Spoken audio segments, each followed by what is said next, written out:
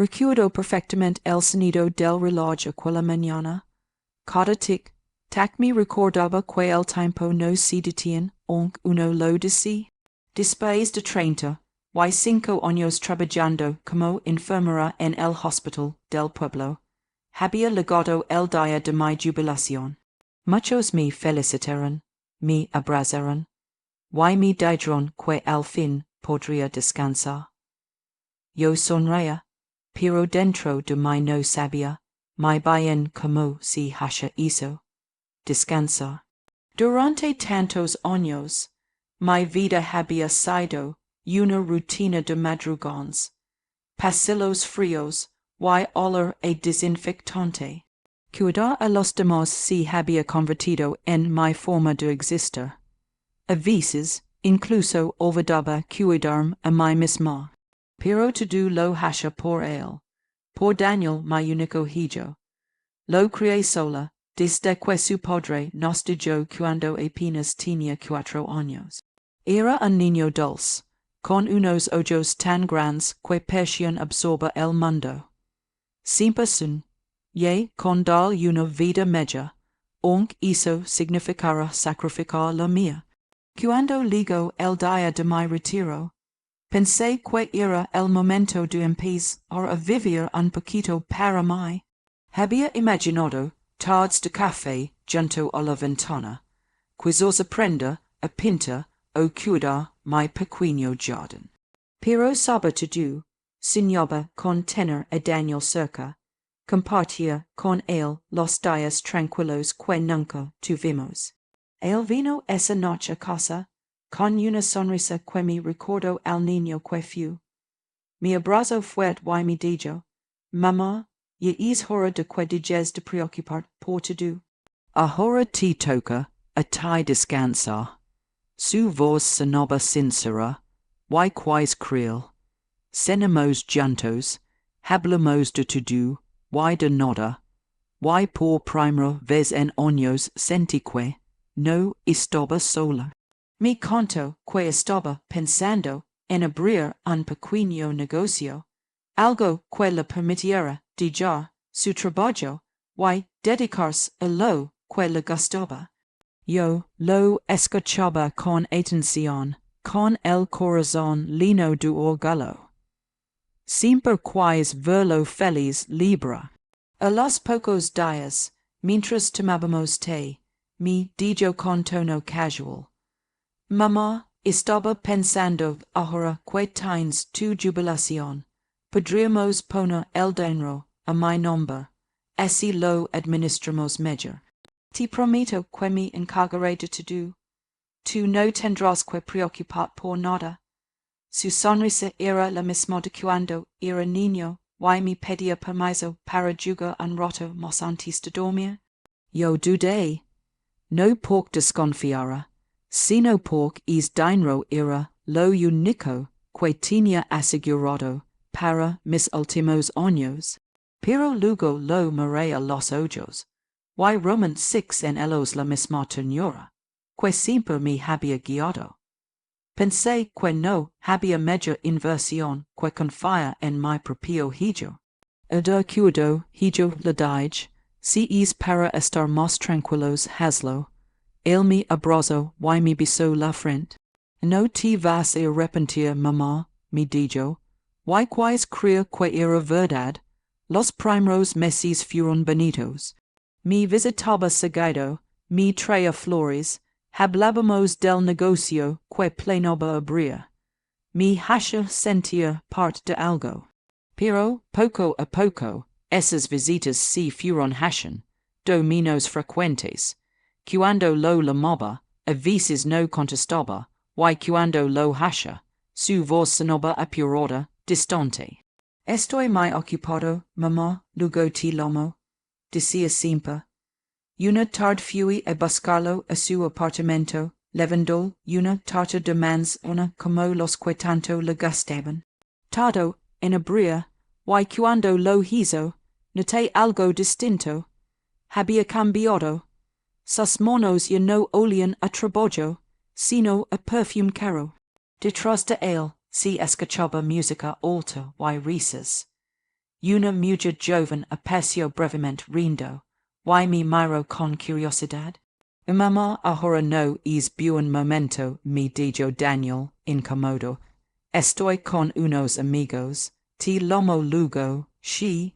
Me quedé con la tarta en los manos, sonriendo para disimular el temblar. Claro, hijo, no te preocupes, murmuré. Caminé de regreso a casa con el corazón apretado. No por el rechazo, sino por esa sensación que conoce tan bien. El presentimiento de que algo se estaba rompiendo lentamente. Los días se hicieron largos y silenciosos. La casa, que antes estaba llena de movimiento, se volvió fría. La nevera comenzó a vaciarse, pero no me importaba mucho. Nunca tuve gran apetito cuando algo me dolía. Me conformaba con un poco de pan y té.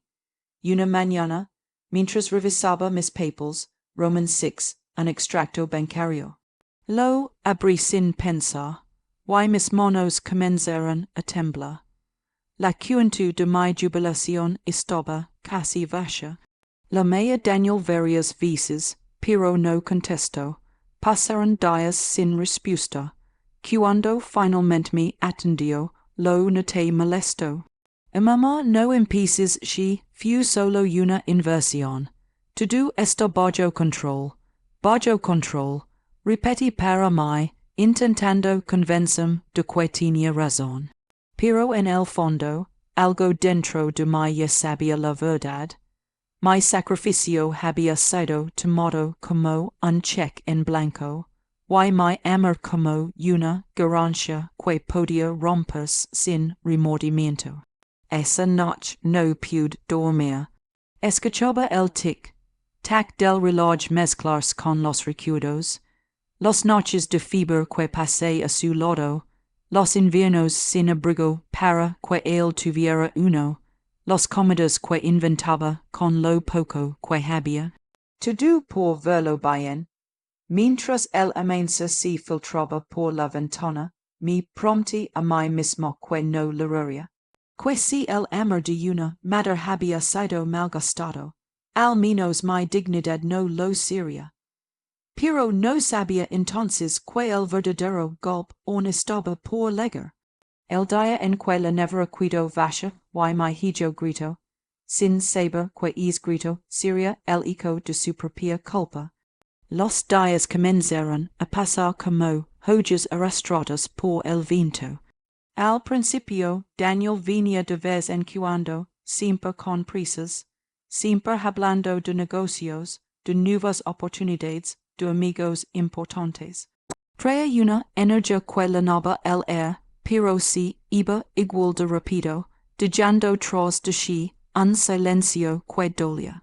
Me decía que todo iba bien, que el dinero estaba creciendo, que pronto podría comprarme una cosa más grande, con jardín y vista al mar.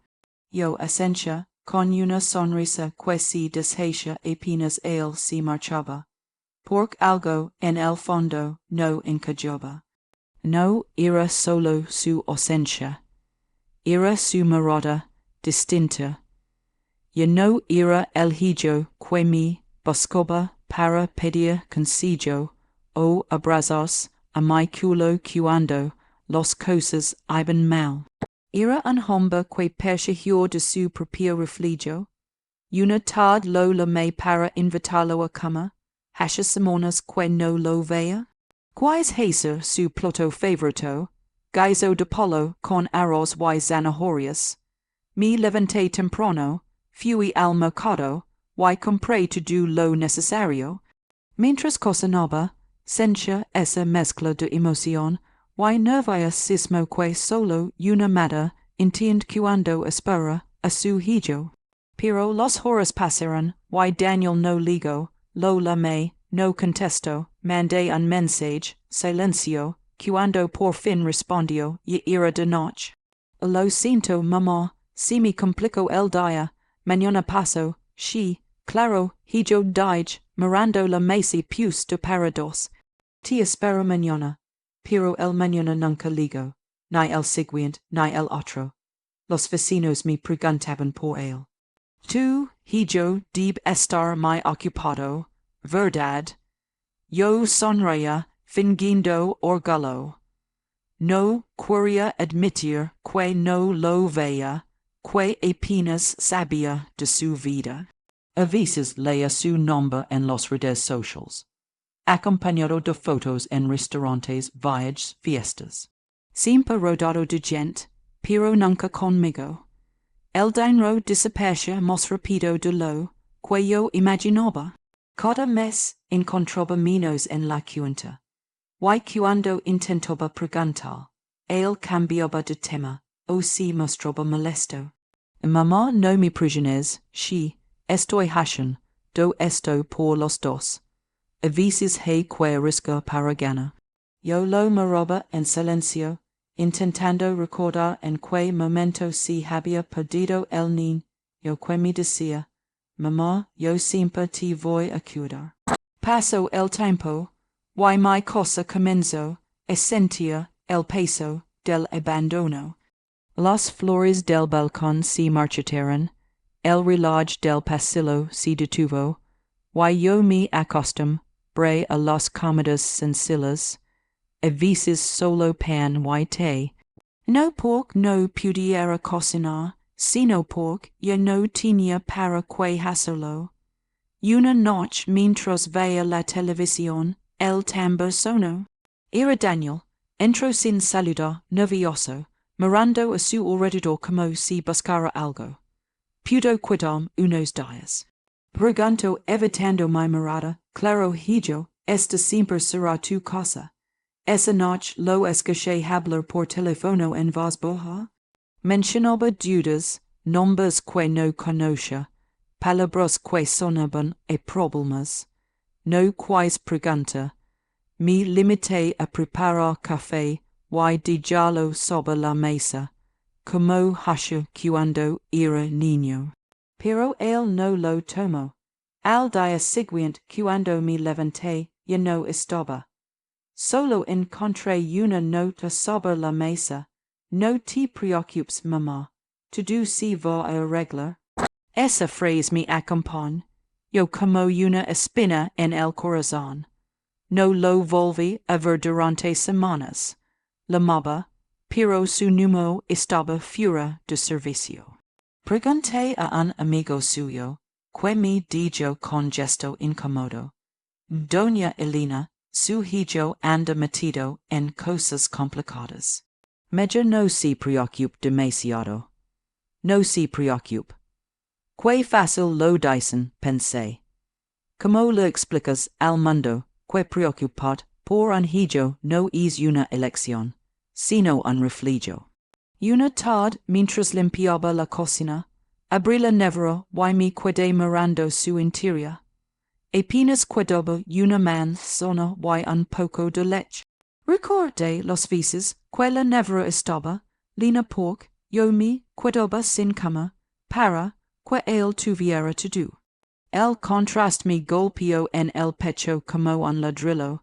Me senté frente a la mesa y escribí en una hoja, Daniel, no te preocupes, comeré mañana, no sé por qué lo hice. Tal vez porque necesitaba recordarme que todavía podía tener fe, aunque fuera una fe vacía. Esa noche, mientras me envolvía en una manta vieja, escuché pasos afuera. Era Daniel, tenía la ropa arrugada, la mirada cansada. Mamá, necesito dinero, solo un poco. Daniel ya no queda nada. Como que no queda, gritó, es dinero era mío también, sus palabras que eran como cuchillos. No por lo que decía, sino por como lo decía. Ya no era mi hijo hablando, era un extraño. Yo reclamando lo que creía que le pertenecía. Era para los dos, hijo. Pero ya se fue. Él golpeó la mesa con rabia. No pude ser. Tenía planes, mamá. Todo esto era por nosotros. Yo no dije nada, no había palabras que pudieran curar esa herida. Cuando salió la puerta cuido intribeta. Lo Roman 6 alejarse por la cal, tambaleando, con la misma torpeza de cuando dio sus primeros pasos, solo que esta vez no tuve fuerzas para sostenerlo. Esa noche, el silencio fue diferente. No era el silencio del abandono, sino el de la resignación. El de una madre que entiende que ha dado tanto ama, que ya no le queda ni un pedazo para sí mismo. Días después, una vecina me contó que lo habían visto con gente peligrosa, que debía dinero, que había vendido su coche, su reloj, todo lo que podía. Yo asentí sin sorpresa. A veces el castigo no llega como uno espera.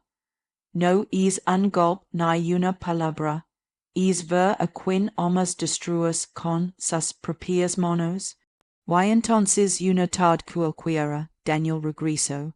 Tenía el rostro demacrado, los manos temblorosos. Miro la cosa, miro la Nevera Vacía y grito, con una mezcla de ira y desesperación. Que clase de madre no tiene ni comida en su casa. Yo lo observé en silencio, no porque no tuviera respuesta, sino porque comprendí que ya no tenía sentido explicar nada. A veces los hijos solo aprenden cuando el eco de sus propios gritos les devuelve la culpa. Esa fue la noche en que todo cambió. Porque cuando el hambre no es de comida, es de amor, de atención, de humanidad. Y él, sin saberlo, acababa de probar su propio vacío. Esa noche, después de su grito, la casa quedó sumida en un silencio denso, casi insoportable. Daniel respiraba con dificultad, con los puños cerrados, como si luchara contra algo invisible.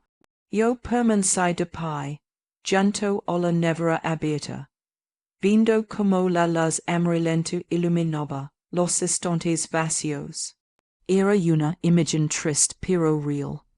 Todo lo que había dado, todo lo que había ahorrado, se había ido. Y aún así en es vacío, sentí una calma que no había sentido en años. Mamá, perdón no debí gritar, dijo él, bajando la voz. Yo lo miré, sin reproche. No te preocupes, hijo.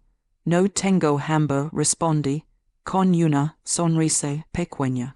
Pero dentro de mí, algo comenzó a romperse, no de rabia, sino de cansancio.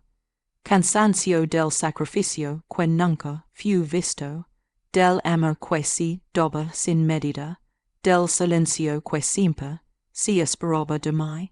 Esa noche, después de que Daniel se encerró en su habitación, me senté a escribir una carta. No sabía si la leería algún día, pero necesitaba de ya mis palabras en algún lugar. Daniel, hijo mío, no te culpo, quizás fui yo quien te enseñó mal. Te di tanto que olvidas lo que es ganas algo. Te cuidé tanto que olvidas cuidar. Pero aún así, sigues siendo mi hijo, y eso nunca cambiará. Dejé la carta bajo su tosa favor, y me fui a dormir. Los días siguientes fueron extraños. Daniel casi no salía de su cuarto. Apenas comía, apenas hablaba. A veces lo escuchaba caminar de un lado a otro, murmurando cosas sobre dinero, llamadas, promesas rotas. Una mañana lo encontré sentado en el sofá, con la cabeza entre las manos. Mamá lo perdí todos sus, pero sin mirar. Ya lo sé, hijo. No tienes idea esas personas, mamá, no perdonan. Entonces enfrento lo que venga y dije suavemente, como un hombre, me miro con los ojos rojos, llenos de miedo. Y por primera vez sentí que es miedo no era por los demás, sino por sí mismo. Los dias si volveran cada vez más pesados. A veces recibía llamadas que él no contestaba. Otras salía por horas y volvía más nervioso. Yo seguía mi rutina, para cocinar lo poco que tenía, cuidar las plantas que aún sobrevivían. Pero dentro de mí algo se preparaba. Un presentimiento, esa sensación que los madres conocen, es escalofrío silencioso que anuncia que algo va a cambiar para siempre.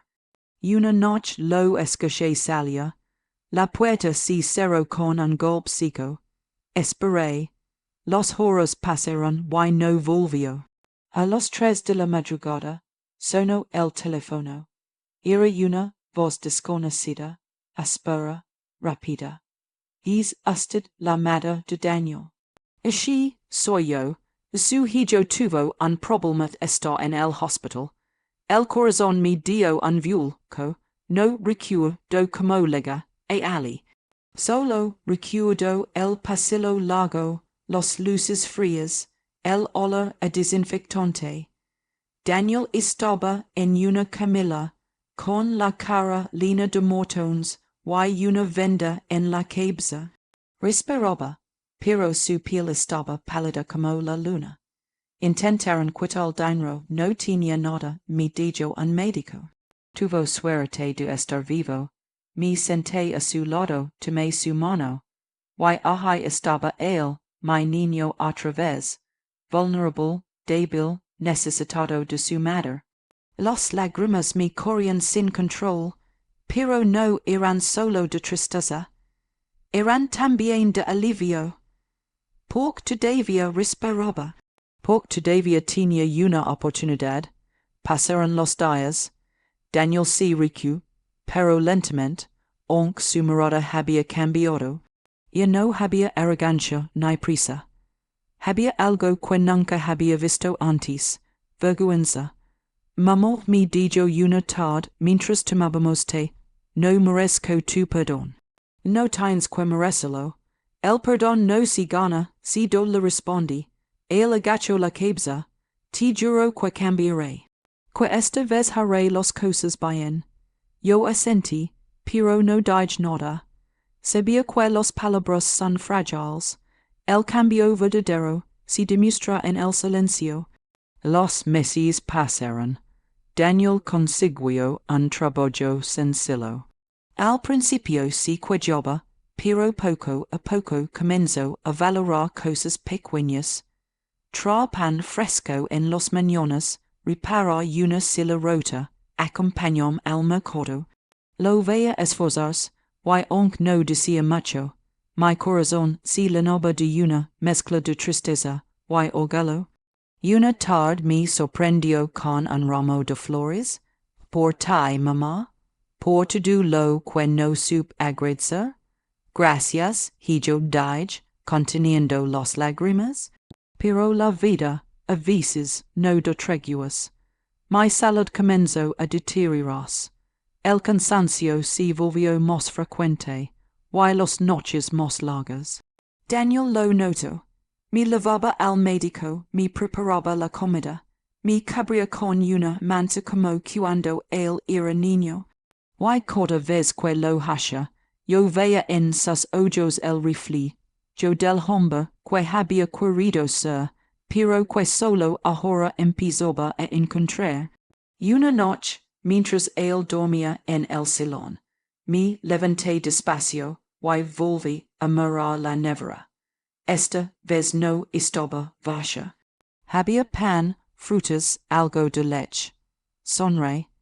No por la comida, sino porque entendí que lo importante no era lo que había dentro de esa nevera, sino lo que había vuelto a nacer entre nosotros. Tomé papel y bolígrafo y escribí una última nota.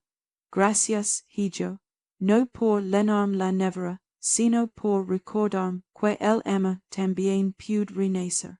Dejé la nota sobre la mesa y me senté a mirar el amanecer.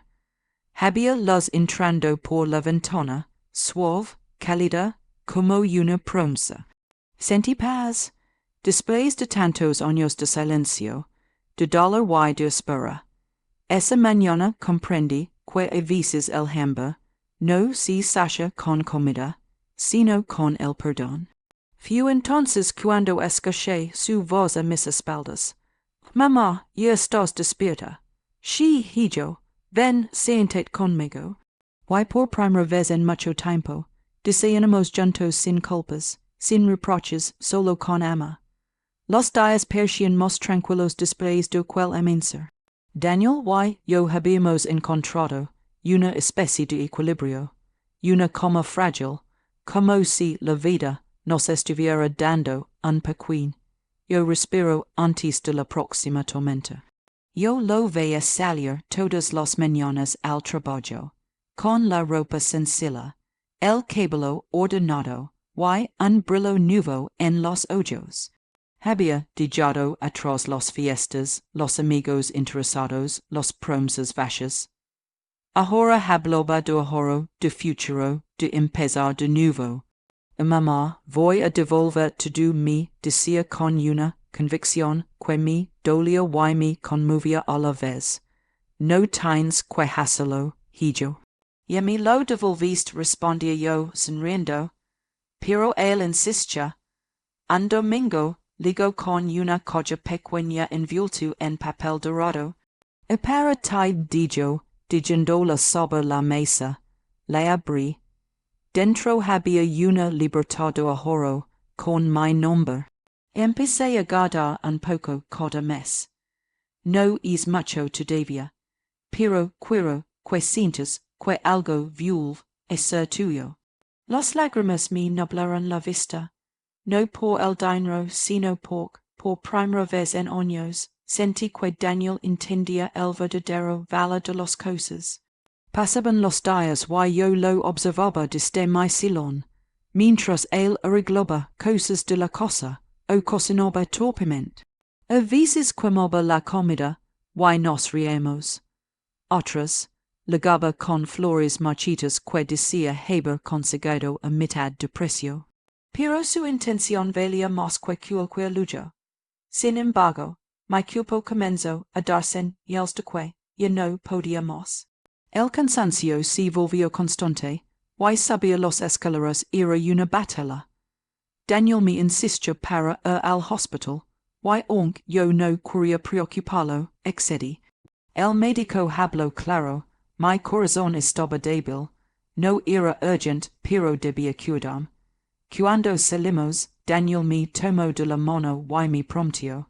No te va a faltar nada, mamá. Te lo juro, yo lo miré con ternura. No me falta nada. Pensé, lo tenía él otra vez, y eso era suficiente. Durante las semanas siguientes, él se desvivió por atenderme. Aprendió a cocinar mejor, a limpiar, a medicarme a tiempo. Cada noche me leía el periódico en voz alta, o me contaba anécdotas del trabajo. Su voz se había vuelto más serena, y en su forma de hablar había un matiz nuevo, responsabilidad. Pero algo en su mirada seguía cargando un peso invisible. A veces lo encontraba despierto a medianoche, mirando al vacío, con las manos entrelazadas. Sabía lo que era culpa. Esa clase de culpa que no se borra ni con lágrimas ni con tiempo. Una noche, mientras él dormía en el sofá, saqué una vieja colla del armario. Dentro estaban los pocos recuerdos de nuestra vida juntos. Fotos, cartas, recibos de las, boletines escolares. Entre ellos encontré un sobre amarillo con su nombre. Lo abrí. Era la carta que le había escrito meses atrás, aquella noche de la Nevera Vacía. La había leído, había lágrimas secas en el papel. La guardé de nuevo, pero esa noche decidí escribir otra. No para él, sino para mí. Gracias por haber vuelto. Gracias por haber entendido. Gracias por no rendir. Si mañana no estoy, Quiroque recuids que no impor, de cuanto si quega anhijo, mientras haya una mada que cría el, la doble y la dije dentro del mismo soba.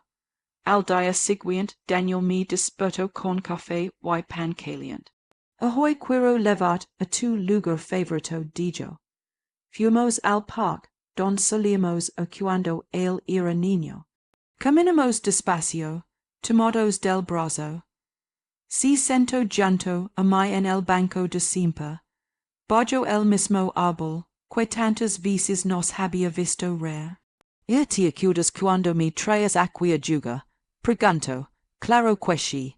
Siempre terminabas lino de tierra, y sonriendo. A veces quisiera volver a esos días, mamá, a cuando todo era más fácil. No se puede volver, hijo, pero sí se puede empezar otra vez. Su mirada se humedeció. Mamá, yo te folé. Te has sufrir más de lo que mereces. Y yo te perdoné más de lo que tú sabías. Así somos los mados, respondí con calma. El viento soplaba suave, y los hojas caían a nuestro alrededor. Todo se sentia en paz. Pero dentro de mí, algo me decía que es momento era una despedida disfrazada de tarde tranquila. Esa noche, y en casa, Daniel se fue a dormir temprano.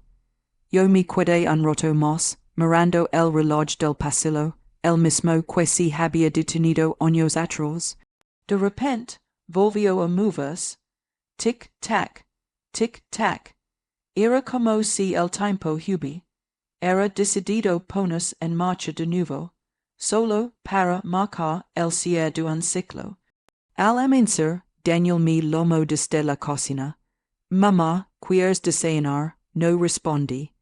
Cuando vino a buscarme, estaba sentada en el salón, con la manta sobre las piernas y una sonrisa tranquila. Mis ojos cerrados, mi respiración ausente. En mis manos, la carta que había escrito la noche anterior.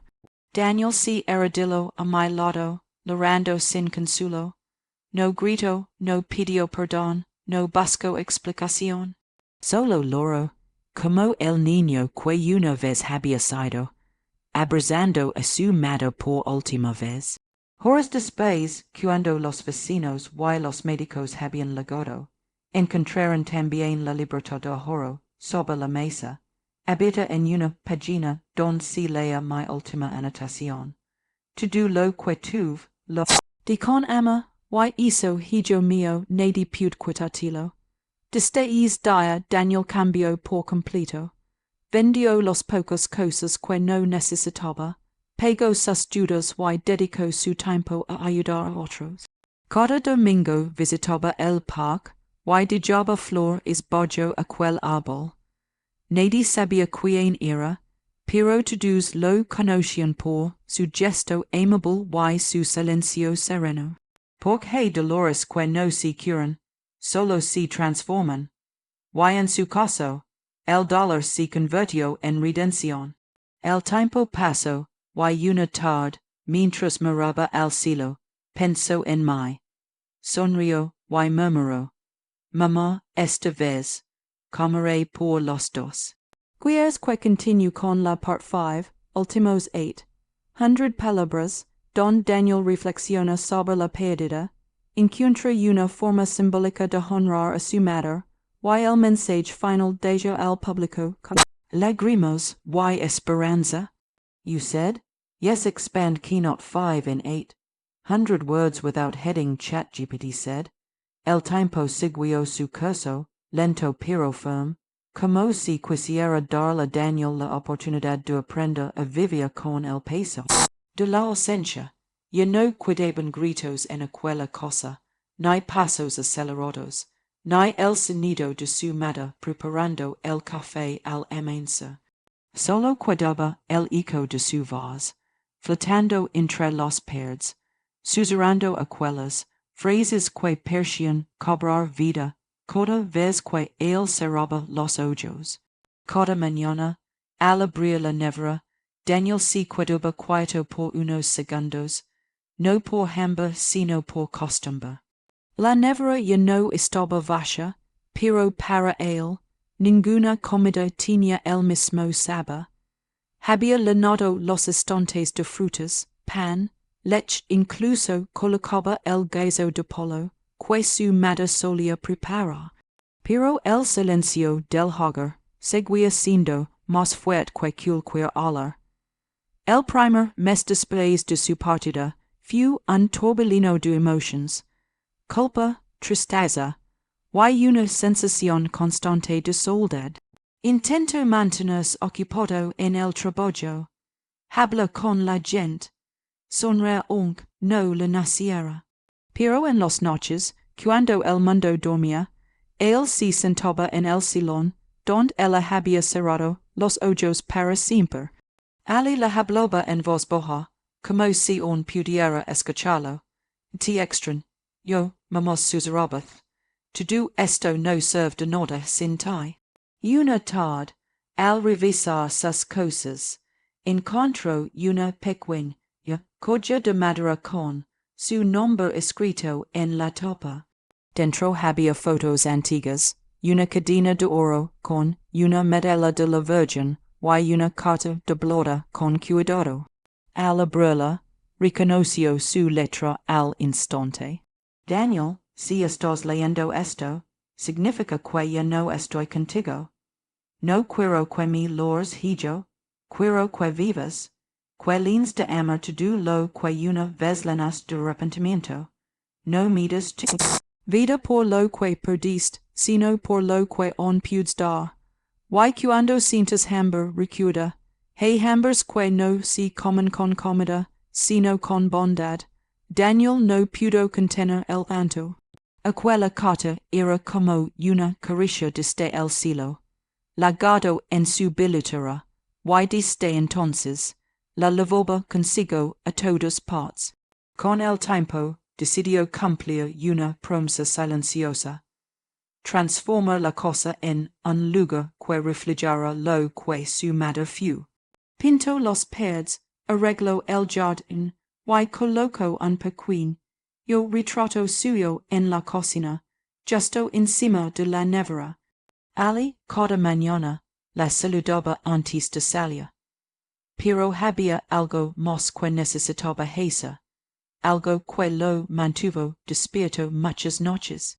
Recordaba las veces que ella compartía su comida con los vecinos necesitados, incluso cuando apenas tenía para sí misma. Así que, con los pocos ahorros que había acumulado, Daniel empezó a cocinar los domingos para los ancianos del barrio. Al principio eran 3 o 4 personas, luego se corrió la voz, y pronto eran 10, 15, 20. La gente llegaba con platos vacíos, y se iba con comida caliente sonriendo. Daniel no pedía nada a cambio. Solo decía, esto es de parte de mi madre. El pequeño comedor que improvisó en el patio trasero se convirtió en un refugio para muchos. La gente lo llamaba la mesa de Elena, en honor a su madre, y aunque él nunca lo planeó así, aquel lugar se transformó en una segunda oportunidad no solo para él, sino para todos los que alguna vez conocieron el hambre de pan o de amor. Una tarde, mientras servía sopa a una anciana, ella lo miró con ternura y le dijo, «Tu madre debe estar muy orgullosa de ti». Daniel sonrió, conteniendo las lágrimas. Eso espero. Después de cerrar el comedor esa noche, se quedó solo en la cocina. Miró la nevera, ahora llena de comida, donada por vecinos y panaderías locales. Se acercó, la abrió, y sintió un nudo en la garganta. Pegada con un imán estaba la vieja nota de su madre, la que había encontrado años atrás. No te preocupes, hijo, comeré mañana. Daniel pasó los dedos sobre las letras temblorosas. Sonrio, comist mamom murmuro. Comist en coda ploto que servo, en coda pan que ripato, en coda sonrise que vio. Esa noche, mientras el viento movía las cortinas, incendió una vela llanto a su retrato, y si cuido mirando la loma danzar. Recordo su voz, su olor, sus monos, su paciencia. Todo lo que ella había sido seguía ali, en el air, en la gente, en él. Pasaron los años, y la mesa de Elena creció. Voluntarios llegaban a ayudar, familias enteras colaboraban, y hasta los niños del barrio sabían la historia de la mujer que dio su jubilación por amor. Daniel nunca, si casó, ni tuvo hijos, pero encontró una familia en cada rostro agradecido que se sentaba a su mesa. Una tarde de invierno, mientras guardaba los últimos platos, Daniel sintió un cansancio profundo, de esos que no vienen del cuerpo, sino del alma. Se sentó frente a la ventana, mirando el atardecer teñido de naranja. En su regazo, la carta de su madre. En la mesa, una taza de té caliente. Cerró los ojos, y por un momento creyó escuchar su voz, suave, serena. Daniel ya es hora de descansar. Sonrió. Lo sé, mamá, pero esta vez lo haré sin culpa. Esa noche, como su madre, se durmió en paz, con una sonrisa tranquila. Y cuando los vecinos lo encontraron al día siguiente, había una nota junto a él, escrita con su letra. Si alguien tiene hambre, que coma. Pero recuerden, no todos los vacíos se llenan con comida. La vela seguía encendida junto al retrato de Elena, y en la pared, una foto de ambos, sonriendo en aquel parque, bajo el viejo árbol. Desde entonces el comedor siguió funcionando, sostenido por los manos de aquellos, a quienes alguna vez Daniel había alimentado. Y cada persona que se sentaba a esa mesa sabía, sin necesidad de palabras, que ali no solo se servía cómodo, también se servía ama.